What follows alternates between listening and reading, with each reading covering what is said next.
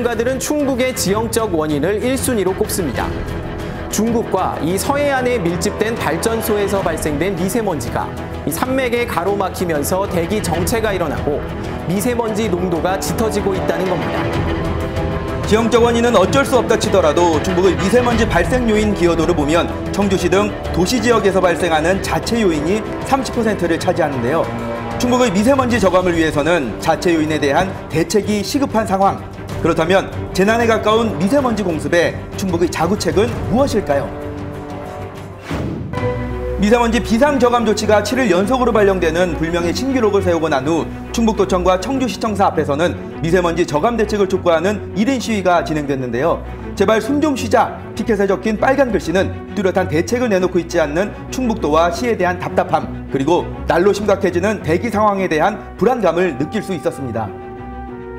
미세먼지를 저감하기 위해서 국가 차원에서 할 수 있는 것도 있고 지자체 차원에서도 할 수 있는 게 있습니다. 충북도와 청주시에서도 분명히 미세먼지 저감을 위해서 할 수 있는 게 있는데 그런 대책들을 좀 시행을 아직 안 하고 있어서 그런 대책 시행을 촉구하기 위해서 1인 시위를 지금 하고 있습니다. 그렇다면 현재 시나 도에서 구체적으로 시행하지 않고 있는 내용들은 어떤 건가요? 미세먼지 특별법이 지금 시행 중이고요. 그 특별법에 따라 자동차 차량 제한 이런 걸 할 수 있습니다. 근데 현재 전국적으로 서울시를 제외하고는 차량 제한을 할 수가 없고, 왜냐하면 조례를 만들어야 되는데 법상으로는 조례를 만들어서 시행하게 되어 있는데 충청북도는 아직 조례를 만들지 않아서 이 특별법이 시행이 됐지만 차량 제한은 사실은 이부제 같은 것 또는 그 5등급 차량 운행 제한 이런 걸 좀 할 수가 없고요. 또 한 가지는 이 사업장들 업무 중 이 가동 시간 조정을 할 수 있게 됐는데 거기에 해당되는 사업장이 사실은 많이 없습니다. 충청북도에 사업장이 3,600개 이상이 있는데 거기에 해당되는 사업장은 5개 정도밖에 없기 때문에 실제로 뭐 사업장의 가동 조정이나 이런 것들은 거의 시행이 안 되고 있다고 봐야 될 것 같습니다. 미세먼지 특별법이란 미세먼지가 심한 날 지자체가 자동차 운행, 대기오염 물질 배출 시설 등에 대해 비상저감 조치를 취하도록 하는 법안인데요. 관련 조례가 마련되지 않은 충북은 비상저감 조치 시 공공기관만 차량 이부제가 실시되고 대기오염 물질 배출 사업장의 경우 가동시간 조정 등의 조치가 취해지는 곳은 단 5곳 뿐입니다.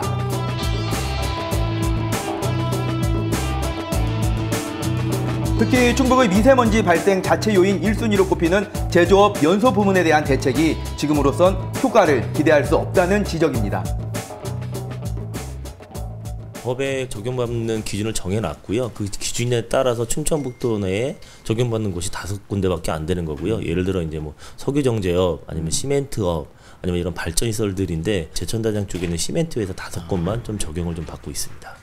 그러면은 5곳을 제외한 나머지 사업장 같은 경우는 네. 뭐 관리가 되고 있는 건가요? 의무 사업장이 아닌 곳이 25군데가 있긴 한데 그런 것도 이제 사실은 내용은 비슷한데 실제 관리가 되고 있는지는 좀 미지수이고요.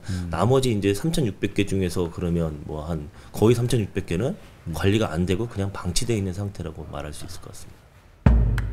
이제는 아침에 집을 나서기 전에 날씨 예보뿐만 아니라 미세먼지 농도를 확인하는 게 일상이 되었죠. 그런데 미세먼지 저감 대책을 세우는 데는 이 미세먼지 농도보다 중요한 것이 있답니다. 뭘까요? 미세먼지 농도가 나온 거는 지금 대기 중에 떠 있는 미세먼지가 어느 정도인지 현재 상태를 보여주는 거고, 근데 그러면 그 농도가 되기 위해서 어디서 어느 정도 배출되고 있는 건지는 아직까지 정확히 측정되고 있는 게 없는 거죠. 정부에서도 뭐 2017년도에도 미세먼지 대책을 발표했는데 그 발표한 데이터 역시나 2014년도 데이터고 계속 이제 새로운 오염 배출 시설들은 늘어나고 있는데 어디에서 어느 정도가 배출되고 있는지 정확한 데이터는 사실 없는 겁니다. 미세먼지를 줄이겠다고 하면서 정작 미세먼지를 유발하는 대기오염 물질이 어디서 얼마나 배출되는지 또 얼마만큼 줄여야 하는지 모른다니 어불성설이 아닐 수 없는데요. 그렇다면 미세먼지 배출량 측정은 어떻게 하는 걸까? 바로 TMS라는 굴뚝자동 측정기기를 통해 사업장에서 배출하는 대기오염 물질이 실시간으로 측정되는데요.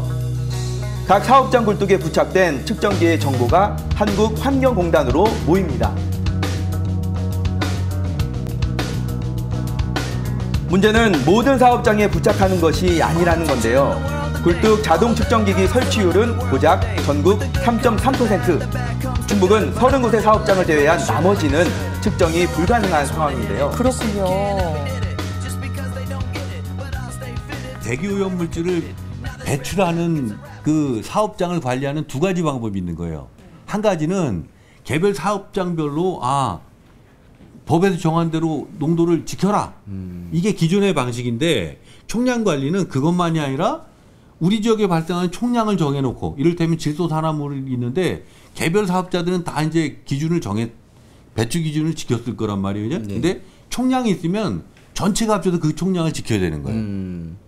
그러니까 농도뿐만이 아니라 이제 총량까지도 그렇죠. 규제를 농도와 한다는 양을 거죠. 같이 관리한다. 대기오염 물질의 배출 허용량을 정해놓고 지역의 사업장별로 할당해서 규제하는 대기오염 총량제. 사실 이 제도는 수도권 대기법에 의해 수도권에서만 한정적으로 시행되어 왔었는데요. 그동안 대기오염 물질 총량제가 실시되지 않음으로 인해서 우리 지역에서는 좀 어떤 문제들이 발생한 건가요? 제조업뿐만이 아니라 뭐 발전 시설이라든지 폐기물 처리 시설 이런 데서도 다 대기오염 물질이 나오게 되는데 이런 것들 우리가 컨트롤할 수가 없었던 거죠. 그러니 거꾸로 수도권은 총량 관리하니까 그쪽에 못 들어가는 시설들이 다 충북으로 집중되던 그런 또 부작용이 나타났던 겁니다. 그리고 이제 만약에 우리가 어떤 뭐 대기오염을 유발하는 시설이 들어올 때 지방자치단체 차원에서 허가를 안 한다. 그러면 당연히 업체들은 합법적인 절차를 거쳐서 인허가를 거치는데 왜 안 해주냐 이러면서 행정심판을 제기하게 되면 그럴 때 이제 소송이 진행되면 패소를 할 수밖에 없었던 뭐 그런 한계들이 있었는데 총량제의 근거가 만들어지게 되면 그런 문제들이 해소될 수 있겠죠. 충북도민의 한 사람으로서 이런 생각이 들었습니다. 왜 수도권만? 재난에 가까운 미세먼지 때문에 전국 각지에서 대기오염 총량제 시행에 목소리를 높인 결과 바로 어제였죠. 3월 13일 대기오염 총량제 전국 확대를 위한 대기관리 권역 특별법이 통과되었습니다.